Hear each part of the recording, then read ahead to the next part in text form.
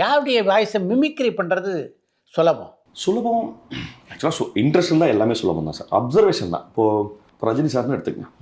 Rajini sir voice பேசணுன்னா இப்போ எல்லாரும் வந்து ஒரு பர்டிகுலர் டெம்ப்ளேட் இருக்கும். இதோ பார் கண்ணா அப்படின்னு சொல்லி பேசுவோம். ஆனால் அது மட்டும் ரஜினி சார் இல்லை. ஓகே, ரஜினி சார் வந்து திடீர்னு படபடப்பாக பேசுவார், திடீர்னு ஒரு இடத்துல நிறுத்துவார். இது மாதிரி வந்து நான் நிறைய பேர் நிறைய விஷயம் சொல்லியிருந்தா கூட அப்படின்னு நிறுத்துவார்ல. இந்த மாதிரியான விஷயங்களை அப்புறம் ஒரு பேச்சை ஆரம்பிக்கும் போது அவர் நிறைய அப்படின்னு எச்சி முழுங்குற பழக்கம் உண்டு மேடை பேச்சுகளில். இங்கே உலகத்தை இருக்கும் அப்படின்னு சொல்லி அந்த மாதிரியான அனோட்டேஷன்ஸை வந்து நிறைய கவனிக்க வேண்டியது. அப்புறம் பாடி லாங்குவேஜ், இது எல்லாத்தையும் ஒன்று சேர்த்தா ஒரு ஆர்டிஸ்ட்டை நம்மளால் ரெப்ளிகேட் பண்ண முடியும்.